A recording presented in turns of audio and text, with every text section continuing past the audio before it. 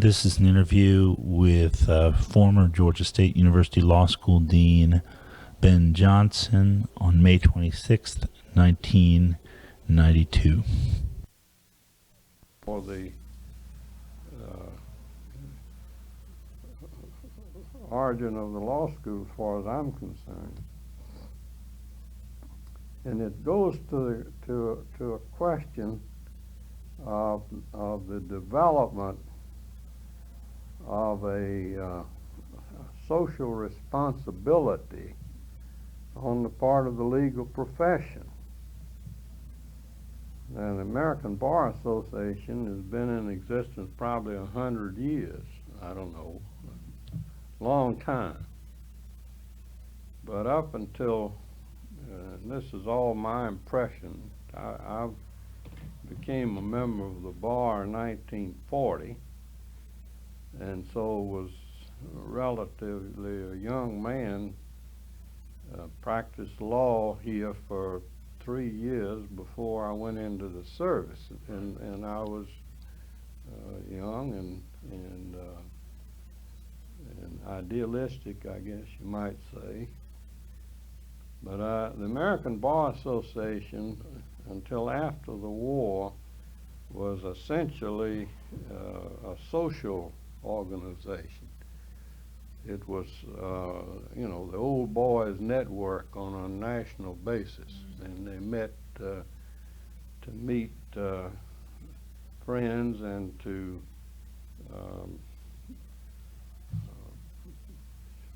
cultivate people that might send them business from California to Atlanta and so on. After the war, they began to get politically minded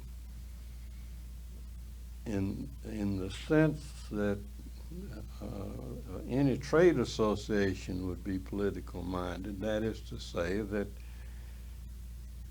if there was a proposal in Congress, for example, to put a limitation on fees that lawyers could charge for this, for handling closing of federal housing projects, see where the federal government had a part in it.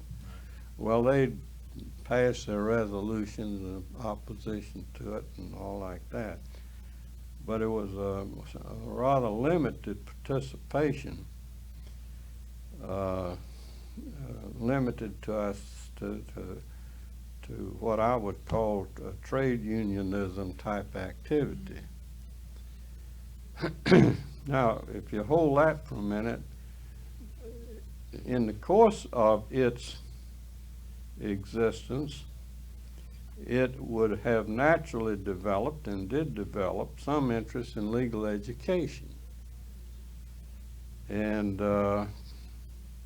it didn't take much of a organized form. What they had was, I think they got a law school dean. This may not be the first one, but I'm just speaking now of the one I knew. Law school dean from one of the, I think he was from Oklahoma Law School, some name of John Hervey. Hervey. Right. And for a bunch of years thereafter, John Hervey, and his official title was just legal consultant. And basically that meant legal consultant to the American Bar Association relative to legal educational matters. And so he was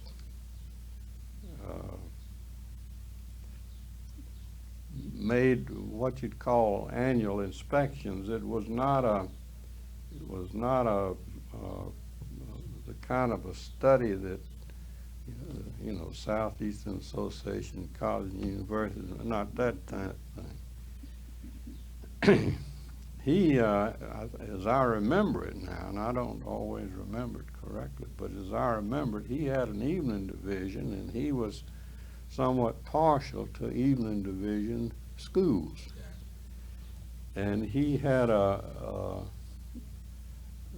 he was strong on them. And one of his goals was to help the unapproved schools, and there were many unapproved schools all over the country, get themselves into a position whereby they could be approved by the American Bar Association. Now, another aspect of this goes back to roughly the early 1920s. This was the formation of the American Association of Law Schools. There has this again is just my view. There's always been let's say a chasm, gap, between what you might call the practicing profession and the legal educational profession. You recognize it in other areas as well. The practicing profession thinks that the law teaching profession is just a bunch of people who couldn't make it practicing law. And so they went into law teaching, and that they are all theory and no practice, and you know, all that kind of stuff. So it was, as I say, early on, I'd say roughly right around 1921, right in there, they started the Association of American Law Schools. Many of you, I mean, a law teacher could be a member of the American Bar Association, but chances are not 1 out of 10 was ever a member of the American Bar Association, because first place, back in those days, you didn't make that much money, and you couldn't go to these annual flings, and you really had no reason to be going because you weren't trying to cultivate this old boy's network. So they decided on their own organization, some Association of American Law Schools. And so if you'll see what's happening then, you've got this development of a sort of a dual system of I won't call it accreditation, because as yet it hadn't gone that far. Right. But both of these things figure in to a sort of culmination, I think, in what happened at Georgia State. It's interesting too to dig back into the history of these two organizations, each organization, with respect to the matter of admissions of minorities into the law schools. Now, we're not talking about the unapproved schools, we're talking about the approved schools. You have, there are many more schools that have been approved by the American Bar Association than have been approved by the Association of American Law Schools. So at the start, the American Association of Law Schools were thought, mostly by themselves, I suppose, that they were the elite law schools, and the ABA was the, let's say, less elite. And so American Association of Law Schools began its own development of requirements for admissions to law school, which, as I indicated, exceeded then whatever the American Bar Association had. Now then, if you've got that in mind, it's interesting, and I did some research on this. I was going to write an article on it, and then I sort of gave up on it. It's interesting to read the history of these two groups as you come particularly into the middle 50s when Brown versus the Board of Education decision came down. You would have thought, now, I'm not talking about the ABA group, whatever it consisted of, and it was in terms of legal education, was very almost innocuous. But if you can figure what the average lawyer, particularly the average lawyer in Georgia, might have thought about segregation of the law schools, and they would have been pretty much the same segregation even in the University of Georgia. And I don't know whether you lived through any of that or was around through any of that. The situation of Hamilton Holmes, and it even goes further back, and it goes back into the 30s. You've heard of the Southern Regional Educational Board. It was essentially an outfit that would set up by the southern states in order to take care of the placements of black students who weren't acceptable in the white institutions, and they found places for them to go, and then the states furnished them scholarships for them. You know, and that all of that was going on, and all of that reflected not only the attitude of the legal profession at that time, but also of higher education at the time. You see, I mean, it was now we would say primitive. It was primitive. None of it would have stood up legally under today's standards, you see. Just like Old Boys High School in Atlanta. It was an outstanding prep school in its day. I mean, it ranked with the best prep schools in the country. But it would have been illegal today, see, under the rules. Now, my point of all this is that,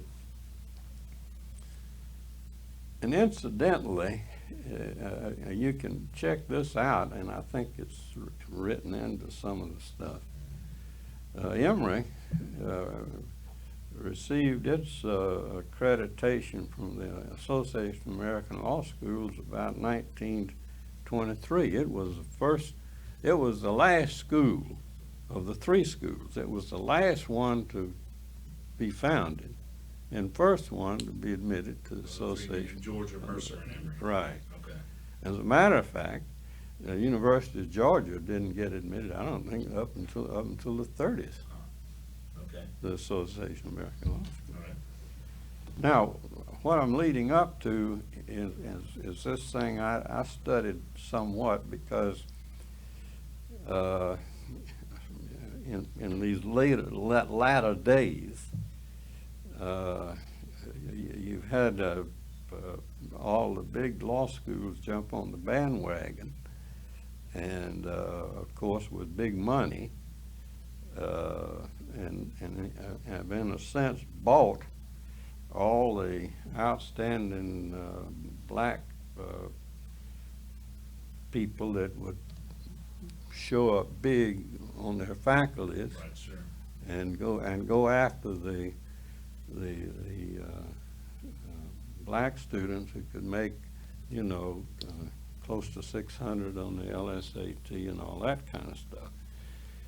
But the point I'm trying to get at is the contrast between what goes on now and what went on then. I'm talking now then about the time right after Brown versus. You can go back in the proceedings and you'll find that even earlier there had been resolutions introduced at the annual meeting of the Association of American Law Schools to in effect discredit any member who had discriminatory admission practices. But they never went anywhere. They didn't get anywhere. And it's really interesting to see how these people that have become so idealistic, you know, and so ready to slap the broad brush on the people who were somehow wrestling with the problem sincerely and genuinely and trying to figure out that there was such a weak manifestation of concern in what would be the highest regulatory body so far as law schools in the country are concerned in those days prior to the Brown even after Brown versus Education. It went on. I mean, every year the thing came up, and every year it was tabled or something, never voted on, and they just kept piddling with it, piddling with it, and piddling with it. And but finally they got it through. And when I say finally, I mean on up in the 60s, right in there. It wasn't it just wasn't what you would think a group of highly educated people in the educational field would have dilly-dallied that long. Now then this leads to, I think I mentioned at our last meeting, to the Christmas meeting that the ALS, in which they had a seminar, because, and their hesitancy really wasn't, this is my understanding, it wasn't so much a black-white question, it was a question of what was this going to do to the prestige of our students. See, when these people couldn't possibly be as qualified, that's what was sticking in their craw, you see. I mean, that's what it was. It wasn't a black-white, it wasn't desegregation. It was what the consequences of desegregation, how in the world could they keep on getting the upper 10%, see? And then what were they going to do about getting some appreciable number of blacks into their school with these high LSAT scores, and most of them had gone to black universities, which always would have soft graded their students, you know what I mean?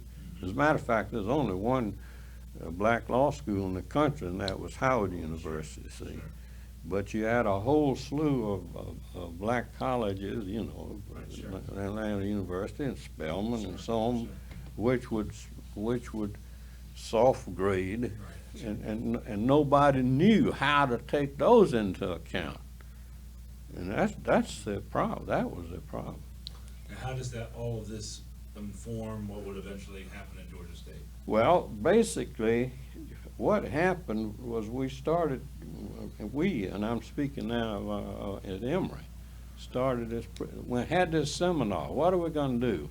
How do we get more minorities into the law schools? And of course, that was what I've described is what the problem that they were having, how to get them in there.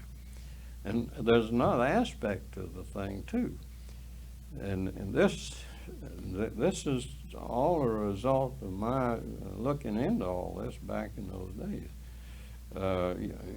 You couldn't get a black student interested in the law. The law was that policeman on the corner, and he wasn't any friend of theirs. See, the law was not the friend of the black people. Right. Who would want to go to law school? And their big thing was training people to go in educational work or into preaching, the ministry. See, those were their career models, and getting when we first started our little pre-start program, we couldn't get, we could take 12 people, we could hardly get 12 people from black, southern black colleges, even saying to them, look, we will admit them on your recommendation. We could hardly get 12 out of 6 or 8 black universities that we were trying to get going with. And this was because it was such a foreign profession to them. Well, the reason I bring that up was that this, even at the time, we started. I've described the pre-start program we had at Emory with you. Mention it again, though, because I think it was when we were switching tapes, and so describe it again. Well, here's what we did. We went to this seminar. One of my faculty members was with me, Mike DeVito. Mike DeVito was a Brooklyn Jewish boy, and very much the liberal. He called himself a knee-jerking liberal. Okay. And we went to these things, and we listened to all of this stuff, and finally, as I say, it sort of got through that what was bothering these people was they couldn't. Every one of them insisted on the LSAT. Now, even when I became dean at Emory, which was in 1961, we had not required the LSAT scores. So they were that new, see? And even my whole time at Emory, we didn't go strictly by the LSAT scores. We had little formulas that we used as thumb rules that mixed in the, combined the grade point average with the LSAT score and gave us an index figure, and we used that index figure just as a general rule. Rule was twice the grade point average multiplied out into 100 and then add the LSAT, and that if it run out, say between 1050 and 1100, when the perfect thing would be about 1200, sure, you can get in, that kind of thing. But it was a matter of prestige amongst the big schools. We used the LSAT. You know, right. It was a thing. Right. And how were they going to? And everybody knew that black students, in the course of their education, had very little experience with standardized testing, and therefore they'd go through and make a B 3.5 average and bomb out on the LSAT score. That was just all over. That was their quandary. So I sat there and listened to that, and after it was over with, I said, Mike, why can't we do this?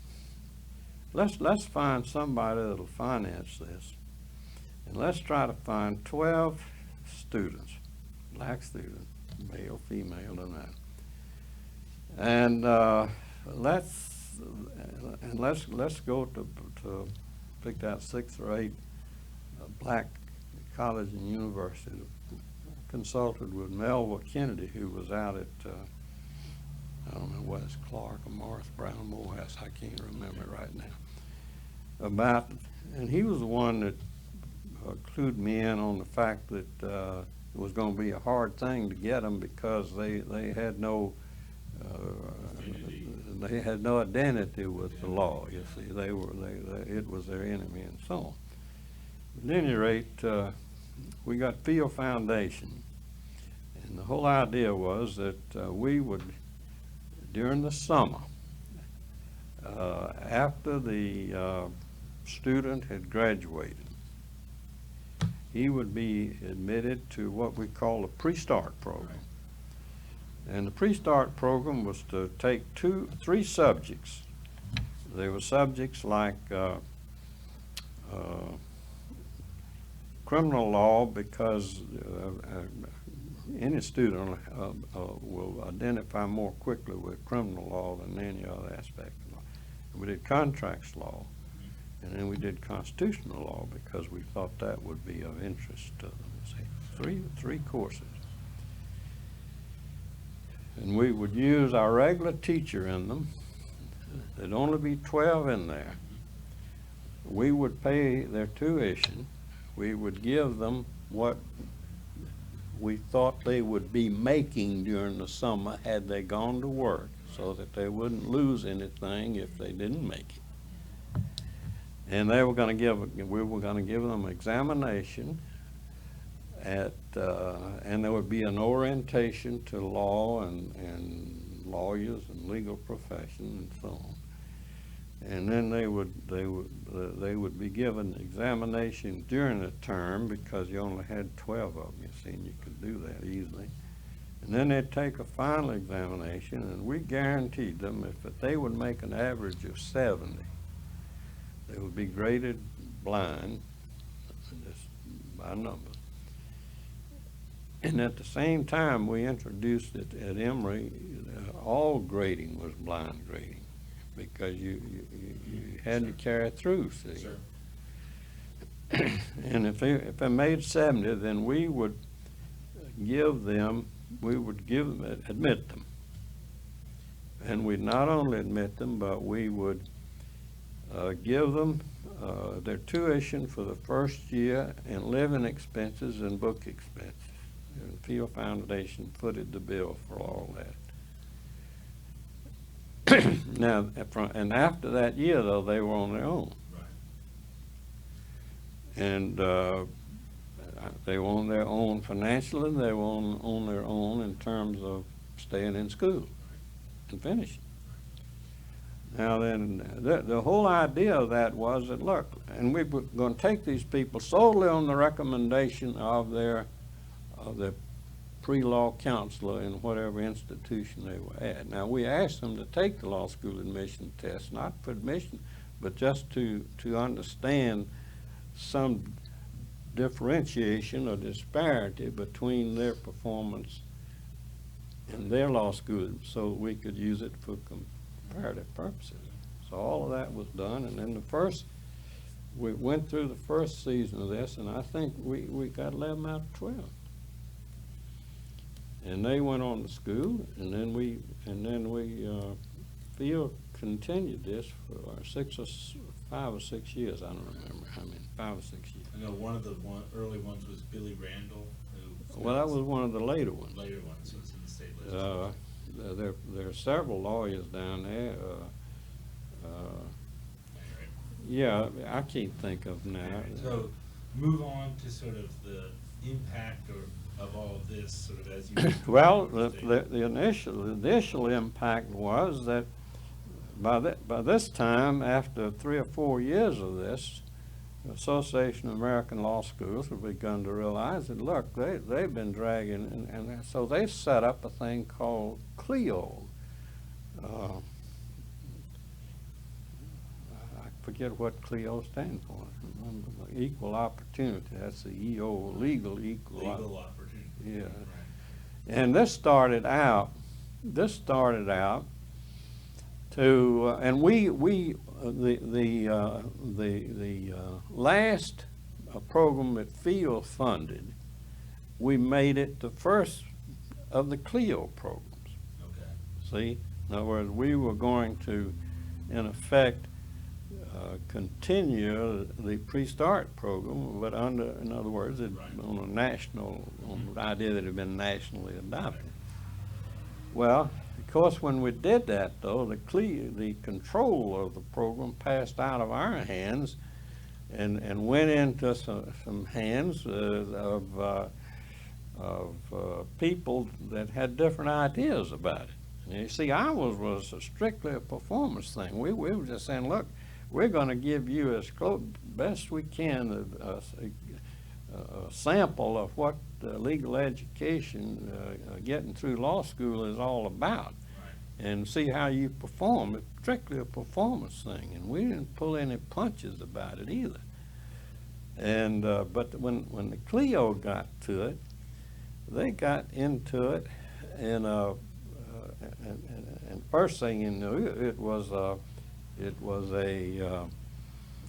orientation to the legal profession, and they field studies, going into courts, and got all together away from the idea of what legal education is. And then the reason I was researching all of this was that after I retired and found out that Clio, I went to a meeting somewhere and found out that Clio had just completely abandoned its aspirations with regard to getting students admitted to the law schools, and were focusing all their fundraising efforts on continuing to finance those that were in law. In other words, it was a big problem, how to finance these people for even when they were admitted, how to finance them. But they focused on that, and then I was going to write an article on somewhat along the line. Let's get back to our original thing, because everybody still was complaining there weren't enough blacks in law school.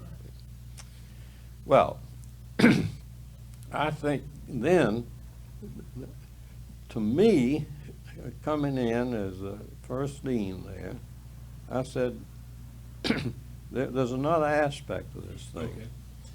And that is that there was a period in there in the early 60s. You had an attitude in the Association of American Law Schools that somehow or another the schools that were what we call dual school, day and evening, somehow they were substandard. See, we'd go to and Emory was one of them, because we had a part-time school at the time. Yeah. Go to these meetings, these association meetings, and we were like bastard children, family reunion. See? And you'd go into this or that seminar, and it was all pitched on this high level, and nobody wanted to hear anything from any of these guys that were out teaching in this part-time thing. And this feeling got so strong that the Association of American Law Schools appointed a study committee to study the future of part-time education in the context of legal education. And everybody, I bet you 9 out of 10 people in this that were teaching in the school, American Association of Law Schools, felt like that this is the beginning of the end of part-time legal education. That they were going to, in effect, discredit any school that continued. But it didn't happen. It was really the surprise. It didn't happen.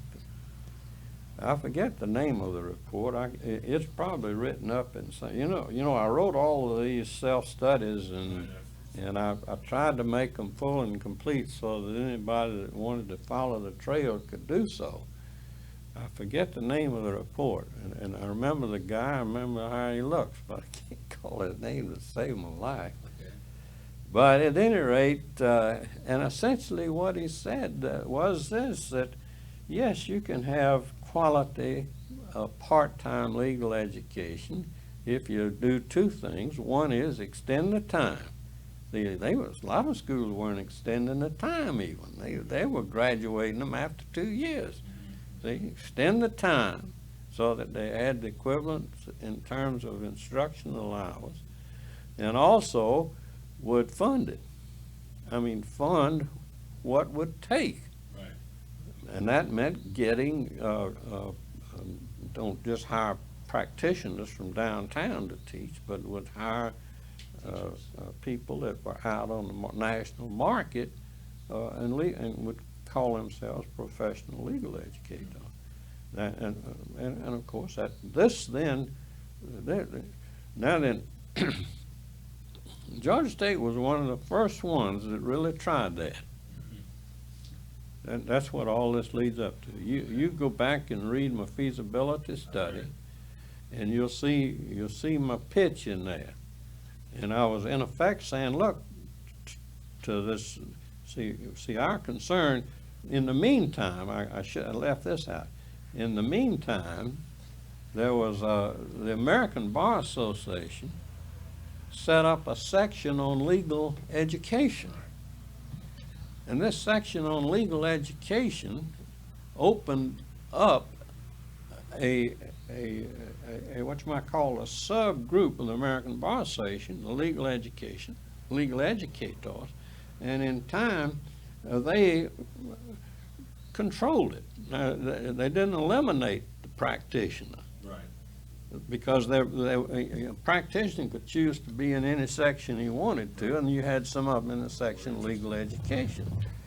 And it was this group, that is to say, lawyers, members of the section on legal education, and on their accreditation committee, that's the committee within the section that dealt with this, that were voicing the position that, look, we got too many law schools now. Oh, I see. Okay. You see? And so we're talking entirely of the, what you might call, accreditation by the American Bar Association. American Bar Association, conceivably, you could get your accreditation in 3 years if everything went right. Now, Association of American Law Schools, it's a 5-year deal. And when I went down there, I honestly believed that this was just the situation that the American Bar Association section on legal education would like to have to prove that this could be done, that we could have part-time legal education like this report said it ought to be done. And I in effect said to them in that feasibility study, you all ought to want what we've got, what we want to do. Right. Because I mixed in with that the blacks, the legal education for the governmental worker, legal education for middle management people in corporations. Right. And I said, look, let's, open your eyes to professional responsibility. We're not here to train lawyers to go to Wall Street.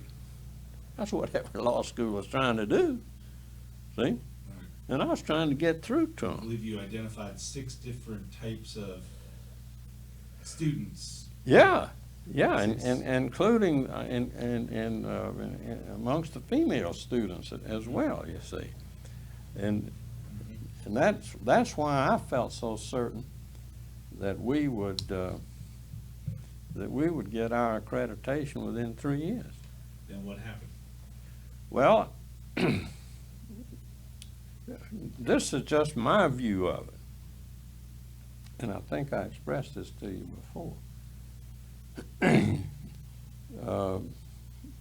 Noah and the administration there, they wanted the law school simply to have a law school. Does that have anything to do with the fact that Noah himself had a law degree? I don't think so. No, okay. No, I don't think it had a thing in the world to do any more than that he was a big football player and didn't have anything to do. Okay. A university had to have a medical school, a theology school, or a law school to be a university. This is essentially what they were thinking. That's about all they were thinking. Business school, see. They had that. And then and of course there's some outstanding schools in the country that don't have law school, like Princeton. They never had a law school. But at any rate, Noah wanted a law school so bad he could taste it. You get what I mean? And actually, as I said last time, the people who were in charge of this, the Board of Regents and the university officials, they had not really gone into what you might call the financial requirements of producing this kind of law school. It's a charitable way of putting it, yeah. See? Right. They just hadn't. And it's an interesting thing. They probably, I don't know what happened because it all happened before my time, but they probably, the fellow who was the legal consultant, and this has to be understood in here because the name Jim White. Yeah. Now, Jim White, it's very important in answering your question about what happened about the delay in our accreditation. Jim White still carried the title legal consultant to the accreditation. He was legal consultant to the American Bar Association, but naturally when they developed the section on legal education, he became legal consultant. But he was never anything more than a consultant. Okay. He had no authority to do anything. He was advisor, consultant. So when you go to him and say, look, we want to start a law school, he says, well, first thing you want to do is to get you some consultants out of the law school to tell you what to do. So they got Slagle, and they got a fellow Walsh what- from UA. from Arkansas. Arkansas, Was- yeah. What was his name? Robert Walsh, was that his name? It He's began from- with a W. I can't remember. Robert Walsh is Okay. from Arkansas. So they came in. That was right around the time that you were hired, right? With- No, I wasn't hired yet. Okay. It was after. I mean, I didn't come in until after they'd come and gone. I wasn't even in on anything with them. Okay. And They came in. and anyhow, they evidently they spilled their guts, so to speak, about what it would take, and then they went, and then the university got Ezel and his group to work on it, and they figured out how to do it, the physical layout. And so when they came to me, when they came to me, there were three things. One was this thing with the Woodrow Wilson. Two was that they already had the budget so far as the Board of Regents was going to participate. Now, that was fixed. See, and then they already had the plans for the building. That was already fixed. That is the what you might call the perimeters of the space. Now, when I got into it, that was fixed, and so I had to operate within the parameters of the space parameters, which incidentally was to be a three-step type of a thing, because the first year we would do this, and the second year we'd not complete it until the third year, as would be the situation with the curriculum and with the faculty and so on. I mean, it was all a step-by-step basis. So I was stuck with these parameters. I saw somewhere early on that at some point that first year, the operating budget was reduced from, I think, 973,000 to 746,000. I guess just before the first year, there seems to be a considerable drop in the amount of money that they actually I don't remember can that. get from the Board of Regents. I don't remember that. Okay, I know there were all kinds of maybe that's what we're talking about. there were all kind of promises. There were all kind of reports of promises that they had made. The downtown bar, particularly the Emory graduates of the downtown bar, thought that they were going to only have a night school. Only have a night school. That's right. It's like Stella That- Huey, those people. That's right. They were just going to have a night school. So how did they come under that impression? I don't know. That is, like I said, you just had rumors, and of course, I wouldn't say it for the record. Okay. Go back on. See? Yeah, okay. So that's probably where it came from, but I wouldn't know. Now, did you have to deal with people like, Yeah. and what would go on, and you'd say this? Look, and I this, told him, I told Stal Huey, I said, look, when you start an institution, at some point it takes on a life of its own, and it begins to develop its own notion of where it's going and what it's going to do, and it shouldn't make any difference, and everybody should recognize that, and this is what we're doing. We've got an opportunity, we're going to make the most of it, and we're going to make the most of it the way I see it, because I'm the one in charge of the program. And that includes having the two-tier. That's right. That's right. And I said, you know, you take it, you take it with me, or you leave me alone. And what was the response say from? No, what in problem? I mean, they didn't like it. They think they've been misled. See, and you had some understanding on the Board of Regents of that. That it would only be a night long? Yeah. Okay. And of course, I tried to pin down who had put this out. I never could pin it down. Okay. Okay. What other sorts of misunderstandings did you have to reckon with? Well, there were these misunderstandings about how Woodrow Wilson was going to get paid off for what they had done, and You know, as I read it, there are half a dozen options that are put out there in late '81 or even into early '82 about the name of the college might still be called the Woodrow Wilson. yeah, I had to back them off from all of that. Well, who was taking what position, and how did your position prevail? Well, of course, I just we had a meeting.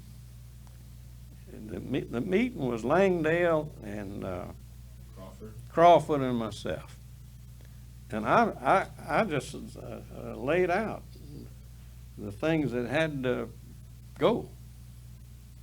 That is the commitments, whatever.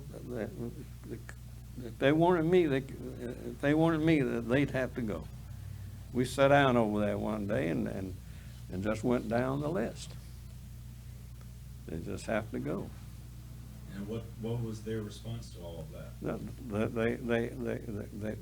Their response was, do I take Johnson? Do we take Johnson or don't we? I told them in there, I said, look, I'm not going to wind up my career in legal education trying to nurse a school here that's trying to be just trying to be an unapproved school with approved school with an unapproved contingency. I said, I ain't gonna be a part of that.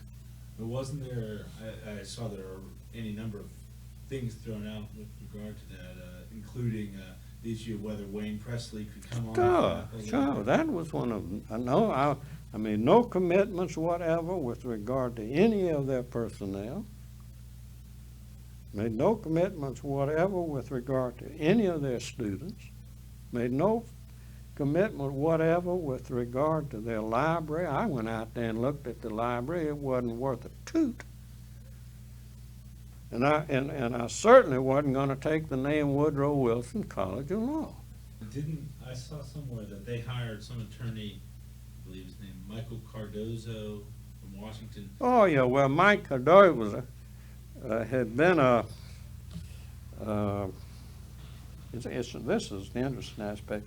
It wasn't the American Association was a rather unorganized thing for many years. It wasn't until sometimes in the 60s that they ever had an executive, full-time executive director in a location, and Michael Cardozo was the original, and he had quite a reputation. I think he was from Cornell, I believe it was.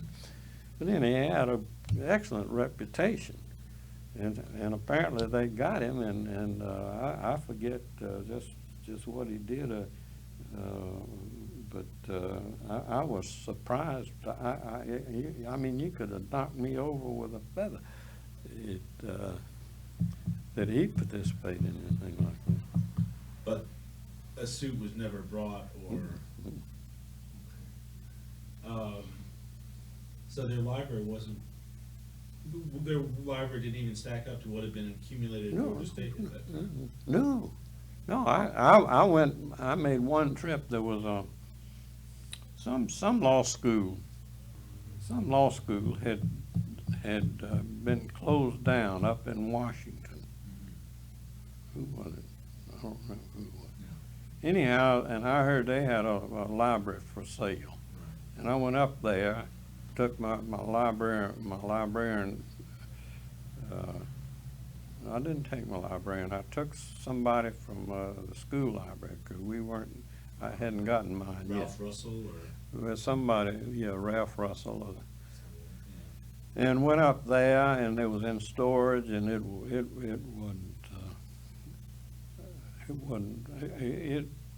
I just came back and went to the university and said, look, you all have got, if you all will give us as much as you can out of your library in the business school, and they were very much interested, and so they really stripped it down and gave us what you might call the more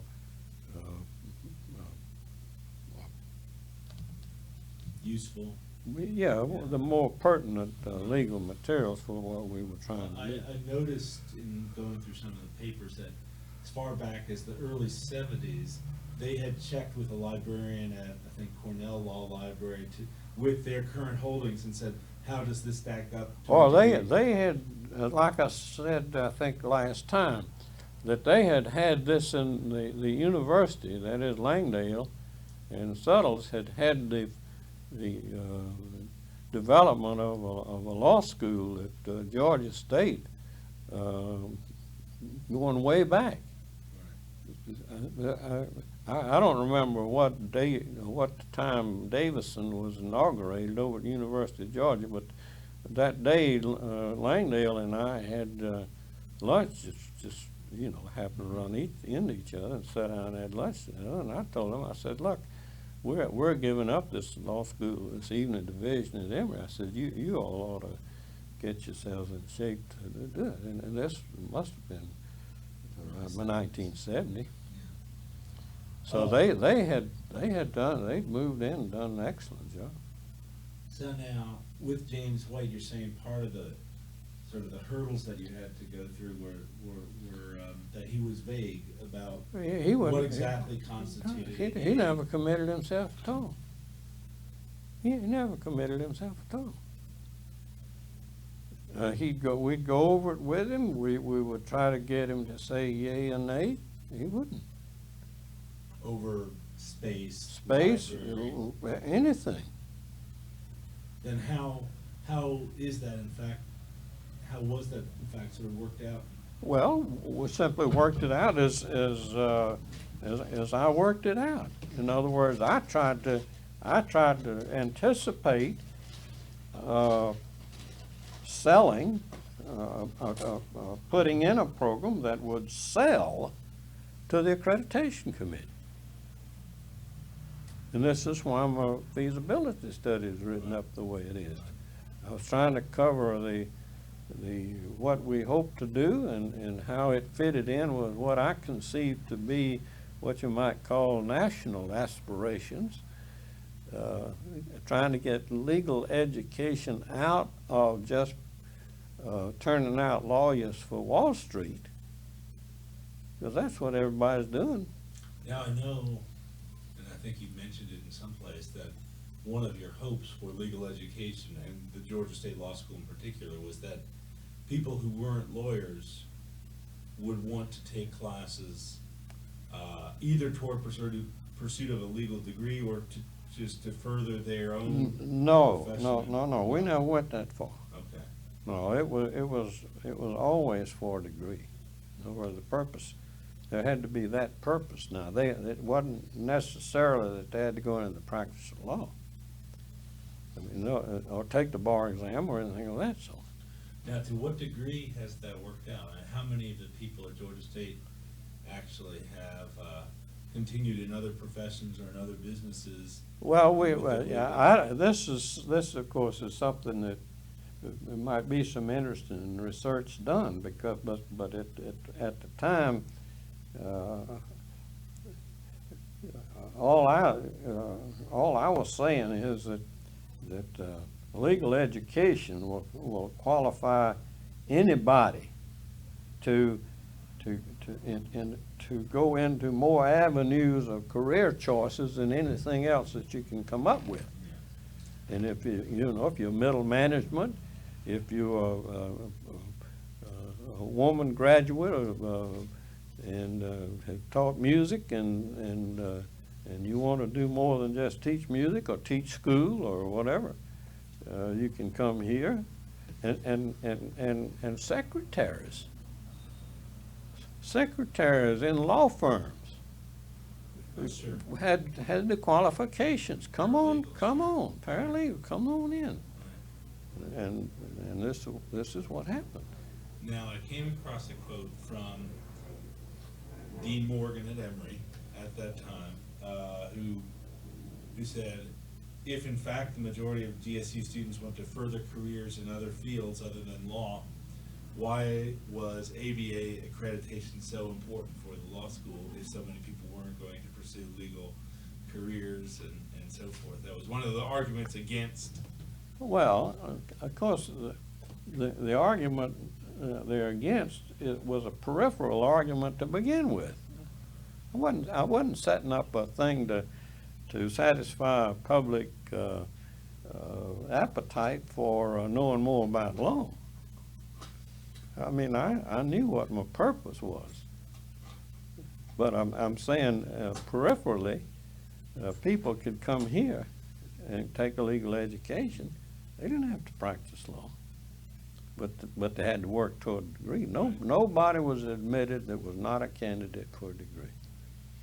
When you say your purpose was to develop Law-trained people. Okay. Now, that didn't mean they had to go into law training. So how would you have answered his question where he said, where you were saying, why are you making such a big, I guess this is still with the Woodrow Wilson thing hanging over you. Why are you making such a big deal about ABA accreditation? Because we knew that the big part of the population prospects would be people who wanted, and on top of that, it's an interesting aspect that a lot of people come into law school and do not have any intention to practice law. See? As a matter of fact, I used to preach this around, and as I go around, as I did, I went around to every four-year college, university system college, and went to a lot of others as well. And speaking now, not to just to undergraduate students, I said, look, a legal education, as a practical matter, is the most liberal education that you can get. Because, and I explained it why, and that is that a legal education deals with every social problem that you got. See? And this is the real world. It's not romantic, it's the real world. And if you want a practical, liberal education, come to law school. I preached it. But I also knew this, because it was my own experience. And that is, and I just use this as a figure just to indicate proportion, 95% of the people who come to law school don't know why they came in the first place. Right. They don't know. Even those whose fathers were lawyers don't know what lawyers did. All they knew was Perry Mason and so on. And that's not what it is. And I said, that's the irony of it is that 95% of the students who come to law school and get a legal education like it more than they thought they would. I believe you could have there are very few people that that drop out of law school. It's usually because they don't like its competitiveness. That's the main reason. I came across another quote from Dean Morgan, and I'm not trying to single him out It's all right. particular, but, you know, and again, it was over the issue of Woodrow Wilson and accreditation and so forth, where he talked about how it was important for GSU, for Georgia State to have a spectacular success the first bar exam come the next year. That it was important for you to have those kind of figures that the law school has had. Well, that's right, and I saw it that way too. I saw it that way too. And I preached it to my faculty. I said, look, this is going to be a critical thing. And Because really doesn't, passing the bar is not not such a great achievement. It's just that it's the difference between getting your diploma and getting an education. I mean, that's all you're talking about there. But you know, that what the public knows is getting your diploma. They don't know whether you got an education or not. But I had to do two things. We had to give them an education, and we had to get them past the bar exam. And that first bar exam, the rates were pretty high. Yeah, they were great, and they've been right up there. Then on top of that, we went into these competitions. The moot Moot court competitions. First year after we got our accreditation. So in the 85 or something. We got our accreditation in 84, I guess it was. And the Young Lawyers Association, the section of the Bar Association, handles these moot court competitions. And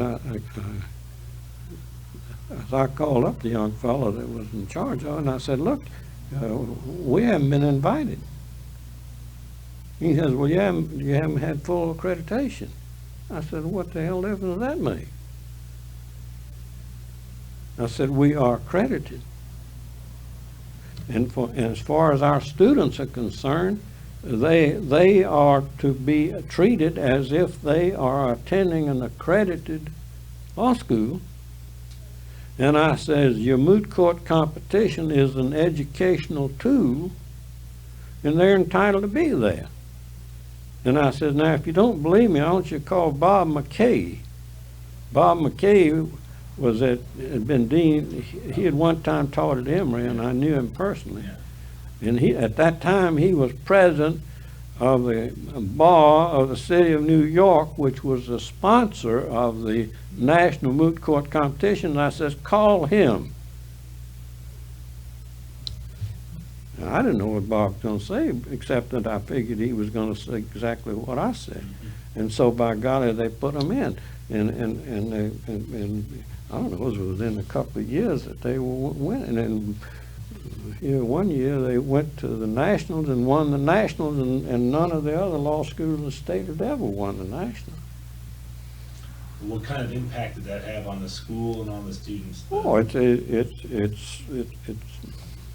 we got 2,500 applications this year for 185 seats. Then also I saw some reference to, I guess it was some foundation sponsored a speaker series to the Loridans, I think what you have reference to are speaker series. Yeah. Yeah. How did that come about? Well, the Loridans Foundation was set up by a fellow named Loridans, who was a Frenchman that had come to this country, and had, I guess, originally was a consul or something, and then stayed on, and he wealthed in. And the Alston firm administered the foundation. Now, they were the ones that paid Dean Russ' salary for all the years in Georgia. See? I'd gone over and talked to Dan Hodson. My son happens to be a partner over there as well. That's right. Now, I'm not claiming credit because all this happened after I was dean. I forget if, I don't remember who was the particular person. I guess it was Dan Hodson. Anyhow, Ralph Beck and I went over and talked to Dan, and Dan gave us the usual thing that we're sort of tied up for the time being, but you know, we'll find some open for something for you down the line. I guess that's what they did. They came up with this, and then I guess Marjorie Knowles suggested this Henry Miller thing on professional responsibility, which is a good thing prestige-wise. I don't know how much really educational value. Although prestige was not to be discounted in these early years. Oh no, absolutely. And another thing I did, which when I was at Emory, I think I told you when I went to Emory, Emory was at a pretty low ebb. Right. And they had always for years and years preceding that time had Law Day, and it was a kind of a homecoming, but it was a kind of a prank day, you know, just kind of that type of thing.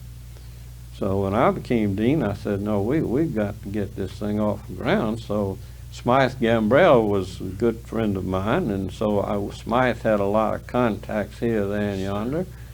And so we started lining up a national figure for our Law Day speaker. We had Tom Clark, and we had Abe Fortas while he was still on the Supreme Court, and we had the Attorney General, something back. Attorney General several years ago. I guess it was before Ramsey Clark. What was his name? Kennedy. Well, I mean Bobby Kennedy. Then no, Nicholas Katzenbach. Katzenbach. That's it. Yeah. Got him down here.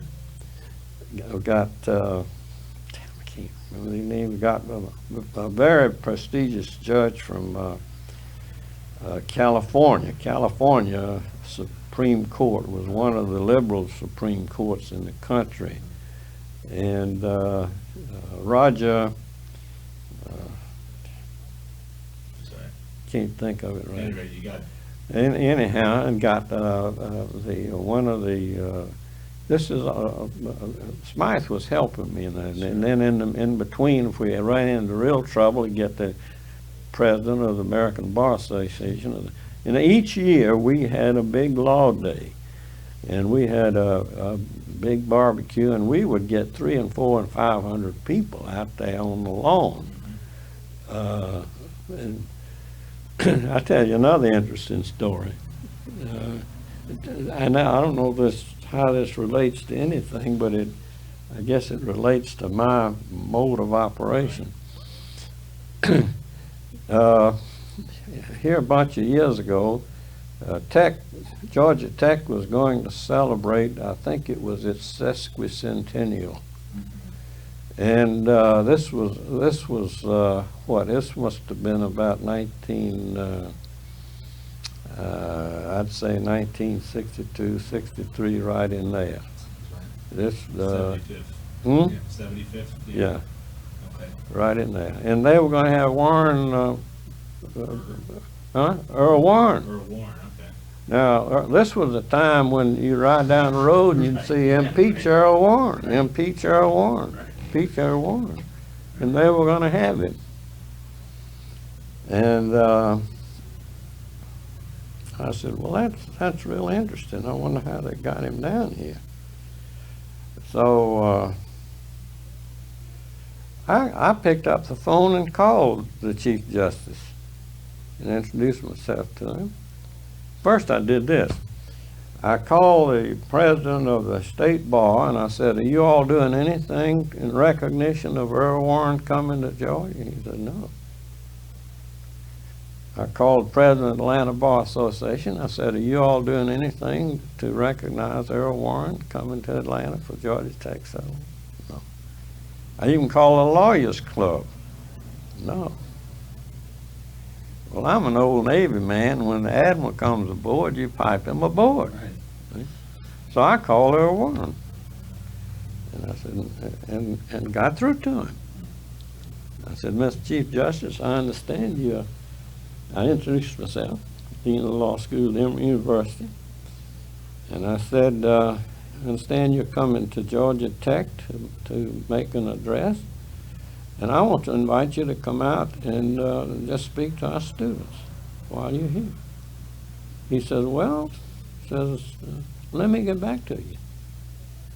And then later on, Albert Tuttle told me this. You see, when I graduated from law school in 1940, I went to work with the Tuttle firm, and I was sort of his man Friday, and he at this time was general counsel for the Treasury Department. He was a big Republican. And Albert later told me that the Chief Justice called him and said, who is this fellow Johnson? And Albert, you know, couldn't have happened more miraculous. Yeah.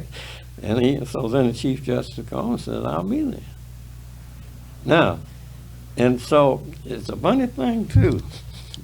Then I called Joe, what's his name, that was kind of assistant to the president over there that was in charge of these arrangements. I said, I can't think of his name. If you don't use names very often, they get away from you. Anyhow, I told him what I'd done. He said, well, that's fine. I said, we were worried to death about what we were going to do with him all at the time he was here. And he said, it suits our plan. It's perfect. That's great. See, and so sure enough, well, he came in. It was just an ordinary day, no advance notice, except that morning we put the notice that that Warren would be here, and this was in the lobby of the old law school building. Wasn't very large then, and sure enough, by golly, the state troopers, boy, they had two loads of state troopers watching him, and they brought him out there, and he came out there, and we had some punch, and we had some cookies, and the place was just full of people. The warmest man I ever met in a prestigious position. That guy, he was, I don't know, you just felt like he was your father. Wow. And you tried to set up a similar kind of... Yeah, so when I went down to, I'd always worried because most of the people who had come to our law day at Emory were Emory graduates. Right. And it always bothered me that the Atlanta Bar Association, it had a big blowout on law day, but it was just the lawyers. And I mean, this kind of, to me, it's kind of incestuous. Sure. Of a sort to have a law day in which you're trying to get the word of the significance of law out to the general public, and here all the groups that get together are just lawyers themselves. And that's right. So I says, well, this is just a splendid opportunity, Georgia State, and so I started the same idea in that little park there in front of the, alumni, Hurt Park. Yeah. And I tried as best I could. It wasn't easy to get speakers that had something of a national reputation. I tried Frank Johnson, the judge over in Alabama, but he wouldn't come. I tried Elbert. I couldn't get Elbert to turn out. But anyhow, I don't remember who all I got now. But we had a pretty good turnout. I did another thing that, you know, when you start out a law school from scratch, and you don't have a faculty, and you don't have any students, and you don't have any alumni, you're kind of by yourself. Right. So I organized. I had the university go through their files and give me the names of all alumni of Georgia State who had gone on to law school someplace else. See? And finally identified a group of people who had a connection with Georgia State undergraduate-wise, but now had come, you know, all over. And I wrote them, and then I said, look, I want you to be a sort of what in law we call a constructive law alumni association, and support us in all of these things that we're trying to do down here. And we got a president, and so on and so on, and we met regularly, and we planned strategies to get them out. And so you did, and we tried to publicize Law Day and make it an Atlanta observance, right in the heart of Atlanta, see? And it worked. It worked for a number of years. Now, it's a tedious thing to do. It's not only tedious, but it's a risky thing to do because you got the weather problems, and then you got if you do it, we did it on a Friday afternoon right at lunchtime because we thought we would get people, get more people out, and anyhow, I thought it worked well, but it's a hard job to do. I mean, it's administratively it's a tedious and a risk. I risk Emory. Gosh, I don't remember how many we had, but every once in a while it rained, and you really had a mess on your hand when it rained. Now, concerning administration, I gather that the faculty was quite involved in affairs of the law school that first year or two. Or what was the relationship between you and your faculty, and what were the faculty responsibilities and so forth? Because I've heard these stories of meetings constantly. And well, when I was at Emory as a faculty member, Dean Hepburn from Alabama was the dean. And Dean Hepburn was a very authoritative dean. He never had a faculty meeting. The only time I remember, only faculty meeting I remember him holding was one in which the American Association had sent around and wanted to know our faculty position on the matter of desegregation as a condition of accreditation. That's only that. He ran it. He had his personally selected associate dean, and then he had what you might call an office manager, personally selected, and they ran the school. There was no participation by the faculty, whatever. So I said when I became dean, I'm going to try and emphasize faculty participation in the governance of the law school. And that was my goal. And we had regular meetings. We kept minutes. and then they all were on individual committees as well. That's right. Because they were so small. Such That's a right, small yeah. number. That's right. Looks like everybody was on 2 or 3 committees right. at least. That's right. So and then I drew up, and I used some of my formats from memory. Drew up in I forget what I called it, but anyhow, it was essentially a statement of principles, of practices and procedures relative to faculty governance and promotion and the whole bit about the selection and the continuation and now this works, but it in my observation, both at Emory and at Georgia State, you have to be prepared for it to get out of hand. I mean, your days of authority are numbered. I guess one of the issues at Georgia State was the semester versus the quarter. That's right. I always, and this was true at Emory. As long as I was dean, we were on the quarter system. As long as I was Georgia State, I wouldn't have been dean anywhere else. And if they wanted otherwise, that's all right to do without me. Because I think the student is best served by the quarter system.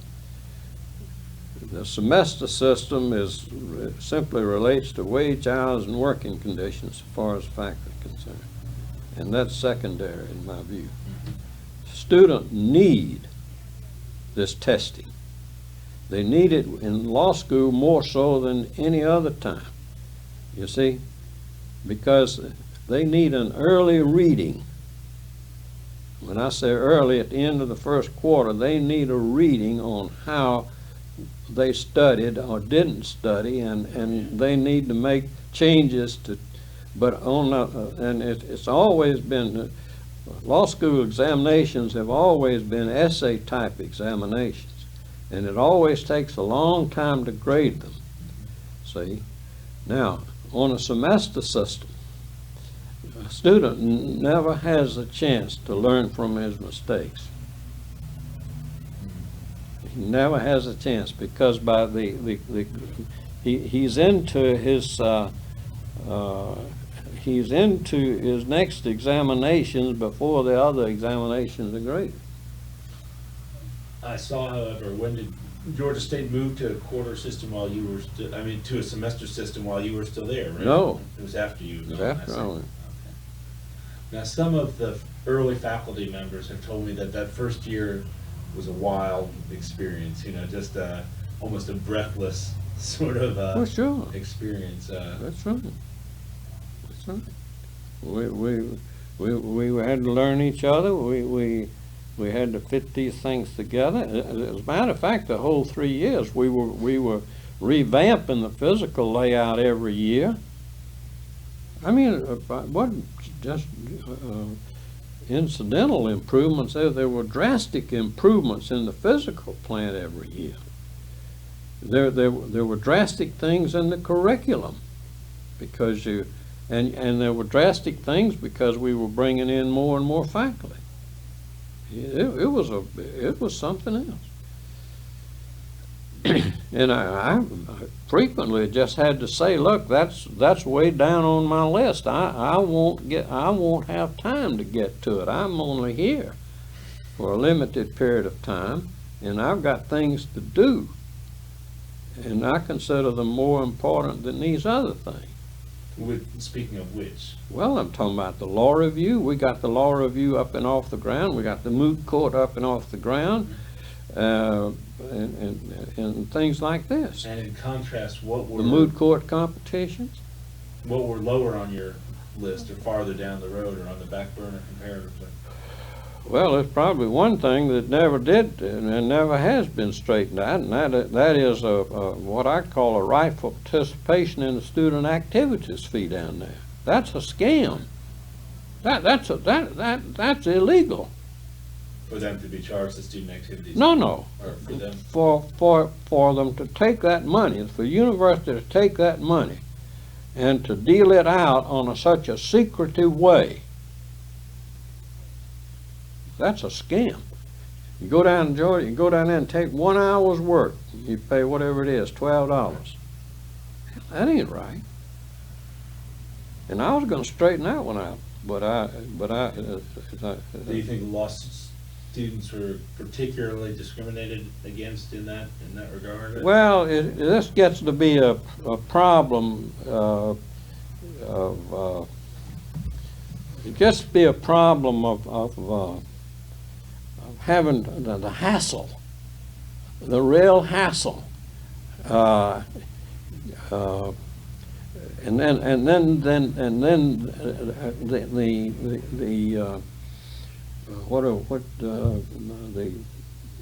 I guess I can't think of the word, the circumlocution to get around something. I mean, why not just come out? Circuitousness. That's right. That's what I was trying to get at.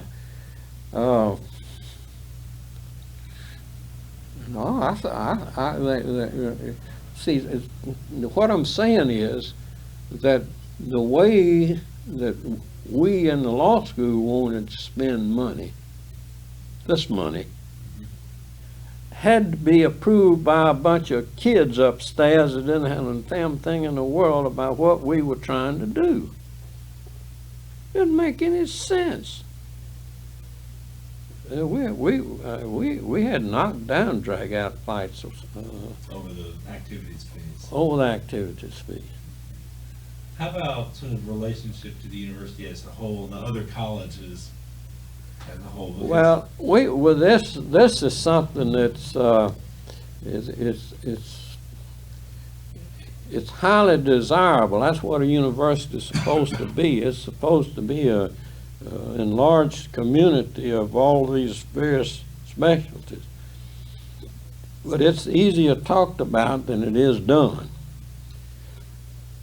And it's not that the subject matter is not pertinent and couldn't be profitable. Right. It's just that everybody is so engrossed in the little area that they've picked out for themselves. They just, it's that whole business of wanting to feel in control of something. Right. See?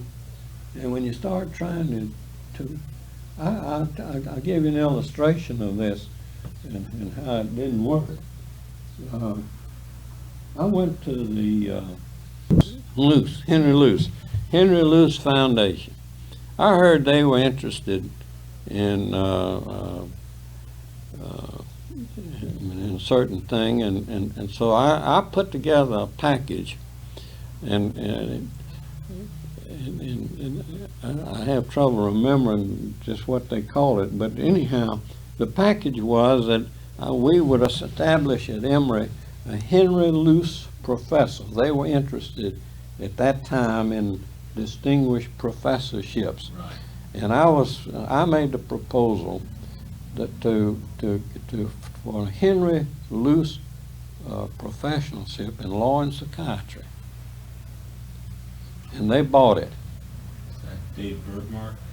No, it was Somebody else? Jonas Robicha. Okay. See? Oh, that's what I meant. Right. Yeah. Robicha. And I bought Joe here. Right. And brought him here, full professor, with tenure. See, got him away from, Somewhere in Washington, right? no, up around Philadelphia, so one of the universities up there. Yeah. And but the deal was that he would also be a full professor and with tenure in the medical school. Right. See? Now back to Georgia State, how did this sort of fiefdom at Georgia State? How did this kind of individual fiefdom thing kind of play out with the law school? How did other people relate to the law school? Well, we never did get to that. I'm just trying to show you the problem in any university. Yeah, sure. The medical school never made him a professor. Right. See, and never suggested anything for him to do. Right. See, and this left him there with us, and we were trying to get him to Be both. be both. And he died of cancer, Right. but he was disappointed. I was disappointed, And the basic problem was this thing that the medical profession has with regard to psychiatrists. All I'm giving you this for is to point out how it is that this interdisciplinary aspirations, which all of us have, are easier to talk about than it is to bring them about. Now let's talk about Georgia State, because I saw that you, in the feasibility study, you had suggested, and I think elsewhere too, joint degree programs. Well, that's right.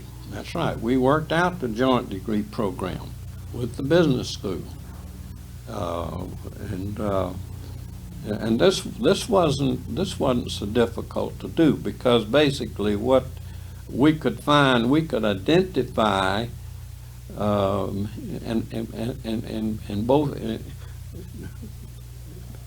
Any legal educator would like to see his student more broadly educated in some other fields.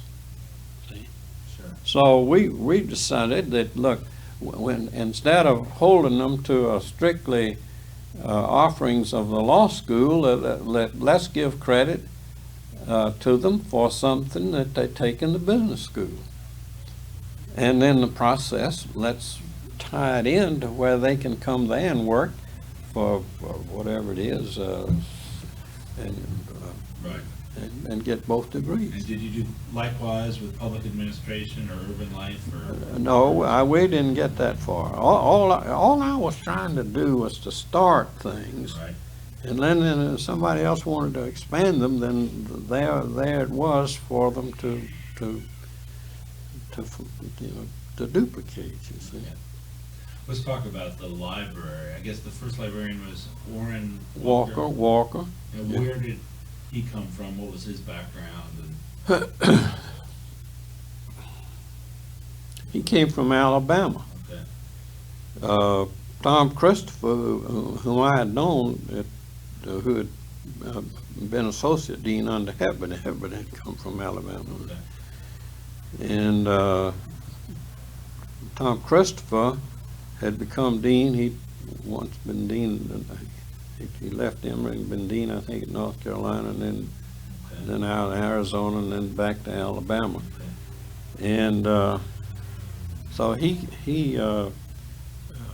I don't know whether he called me or whether he heard about it. Anyhow, he recommended Orrin Walker. And so I brought Orrin over here and had him, as I told you last time, I had Ralph Russell put together a committee Right. to interview my librarian people, and then I had business school put together a group I had who had law degrees, and they interviewed my other faculty people, and so it was on that basis that Lauren, the problem with Lauren was that it really wasn't so far as his qualifications. It was that the assistant librarian we got turned out to be so good. This is Nancy. Nancy, yeah. Uh-huh. I mean, as it turned out, she was way ahead of him in everything, getting things done and so on and so on. In other words, it got to where he was a drag on the. I see. That's all. I see. It was nothing. And you hate to have to bring something like that about, but you have to do it sometime. Right. Now, did you ever, I saw early on you were an advocate of microfiche and microform. Did the library adopt that to the degree that you had wanted, or? Well, they did, yes, and followed through with it. Now, whether they've continued or not, see, that runs counter to the Nationalist Americans, whatever it is, Library Association. They don't think anything is anything unless it's in a hard cover. Right. See, but that's just ridiculous. There's just books up there that stay there for years and years and years and years, and nobody ever reads them. And why? See, they're going to build another And library building over here at Emory, another $5 million. We just spent $5 million on that building to start with. Now they want to spend another $5 million just to enhance the library. And this is something that grows. It doesn't make any difference how big a law school. If you got a first-class library and want to keep it first class, and you got to keep it first class because there's never any time to catch up. So what do? Well, hell, you ought to go to microfiche. What was the response, and not only with the library, but from elsewhere within Georgia State, about the use of space and resources for the law school? You know, that This was something that really was rather marvelous in the way that the other schools backed off and let us in, so to speak, into space which was scarce at the time. They did. They did. Now back when we first started, the first floor space wasn't the most desirable space in the world, and to that extent. When you say it wasn't the most desirable, meaning what? Well, apparently there were a lot of odds and ends down there, and I took that to mean that it was leftovers or runovers or overflows from below the conference level. That's right. That's right. So, but now what they ran into when they moved up to the fourth floor and up in there, I don't know what happened. Of course, a lot of things have happened since then. Now with the business school, you see, Right. business school going over that CNS building. I guess it'd be easier and easier to expand now. Yeah. But I thought the only place we ran into was that place under the cafeteria up there where there was a parking place. And of course, parking is a premium, right? premium too. And there was quite a furor. I remember Kenneth England writing something to the editor about reneging on our promises to the students about taking over that parking space underneath the that section there underneath the. Of course, my answer to that is he doesn't have the long-term look. You can park anywhere. I mean, it's easy to get parking space. It's not easy to get space that's adjacent to the school, right? But So- they were marvelous. We never had any problem. Mhm. The only the problem, basically, I never did have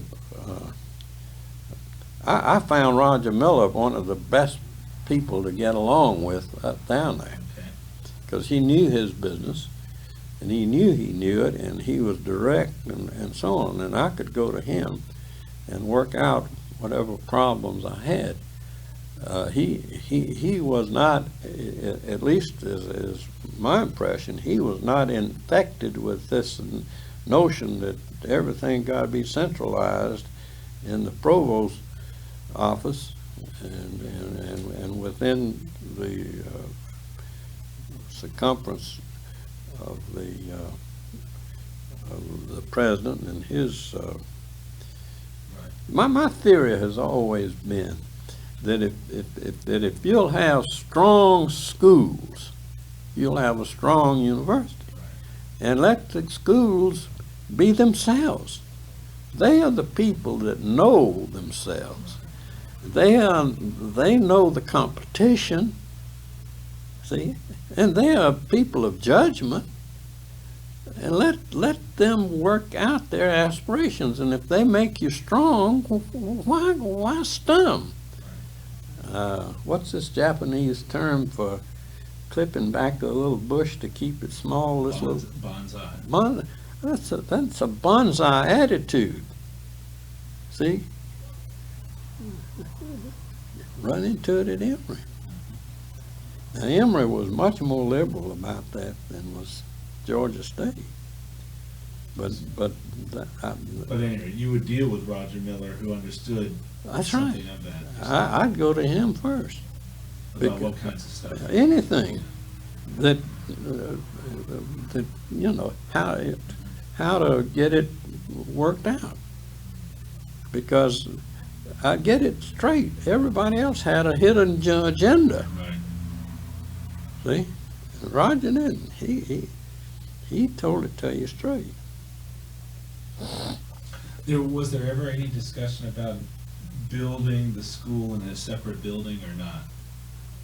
No, it was already set when I went. I saw that some of the critics of the law school in the legislature or elsewhere said, oh, they'll have to build a separate building and the cost will be much greater than what they're anticipating. Well,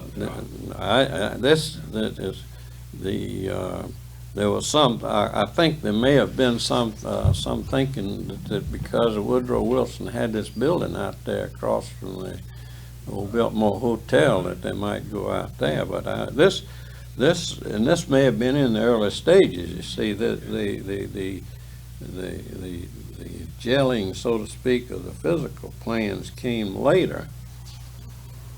What role did Ralph Beck play in all of this, and Ed Hughes also, two people that I want Well,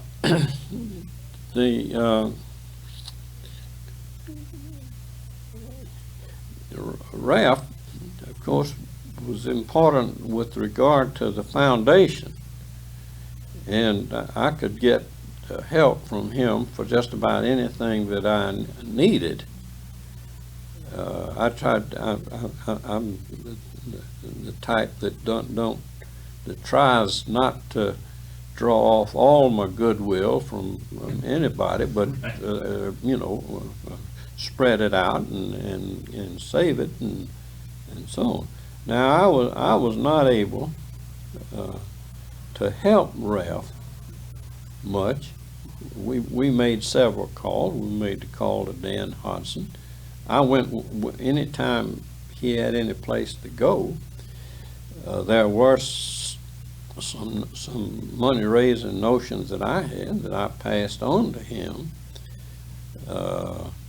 Tried to work them out myself, got him in on it, but and we tried to make this alumni association an instrument in all of this, but it was down on my list of priorities. I just had things that for example, the placement thing had to be done. for the ABA ostensibly. Well, no, for the reputation amongst the prospective students. Okay. You got to be able to place your students, your graduates. That next to passing the bar exam is the most important thing to do.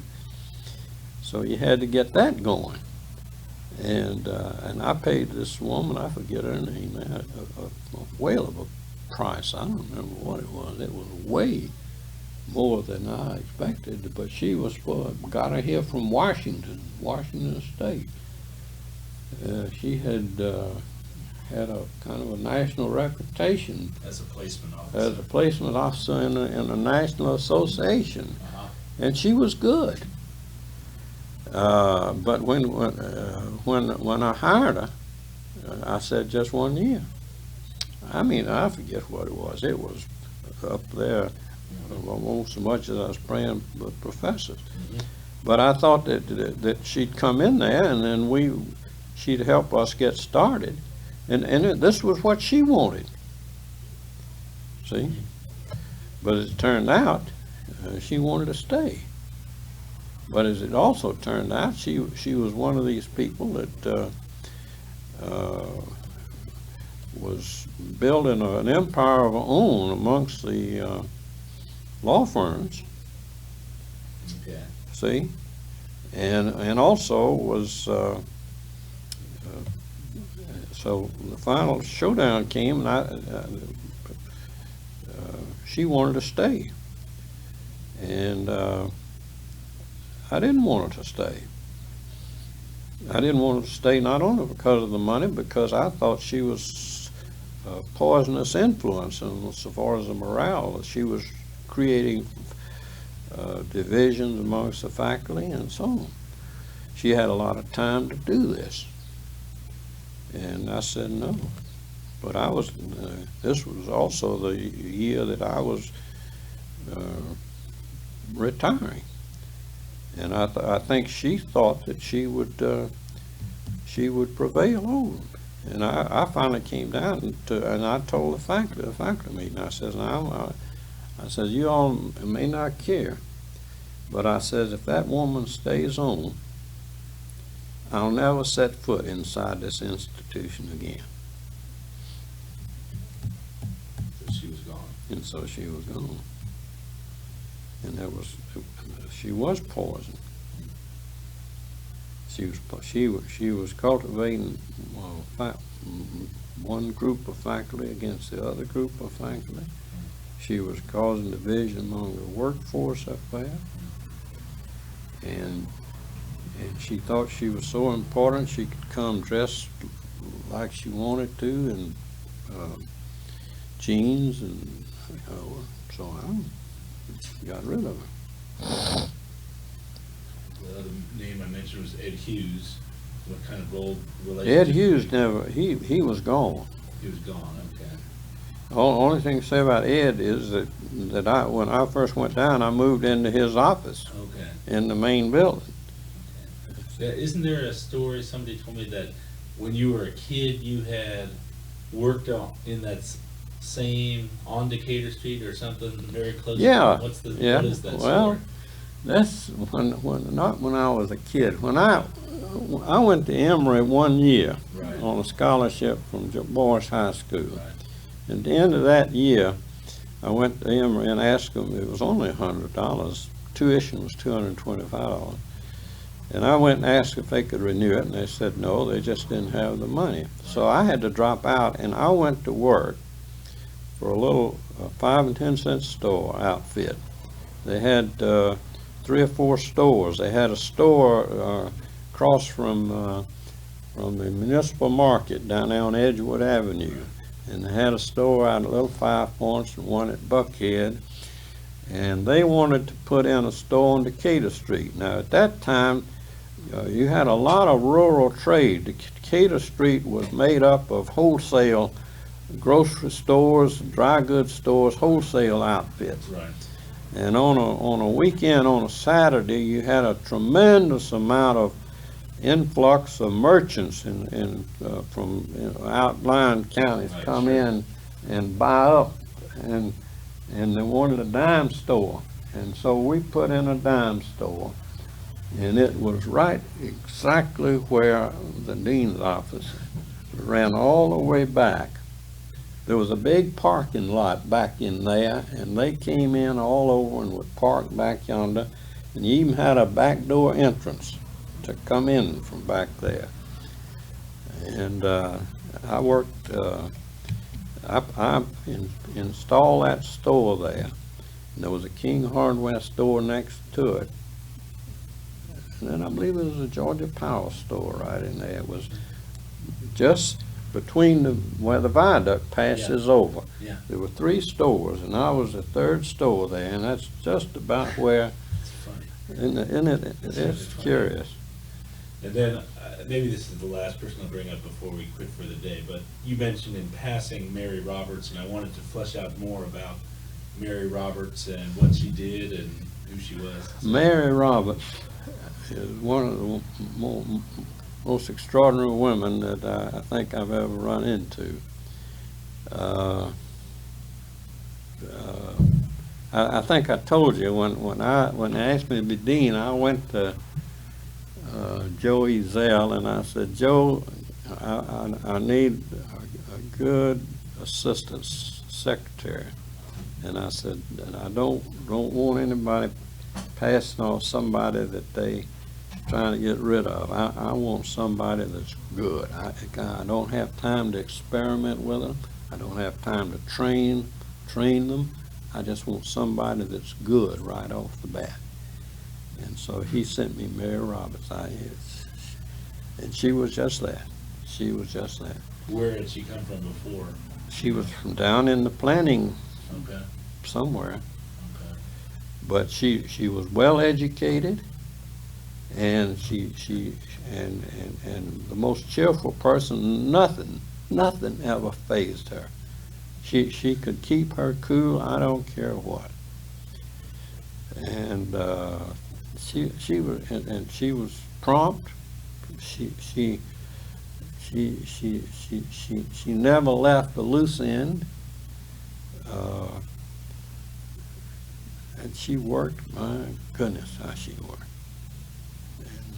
And she was great. Now I don't know.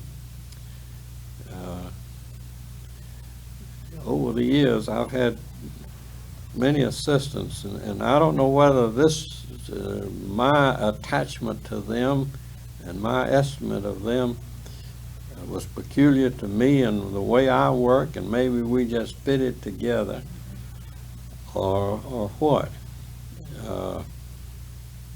It happened at Emory. I got a fellow that was a retired colonel as my assistant at Emory. And he was somewhat militaristic in his mode, and he was older than many of my faculty people, but he could get things done. I bet. And he talked straight. And he talked straight to the students, and he talked straight to the administration, and he talked straight to the faculty. And when I left, out he went.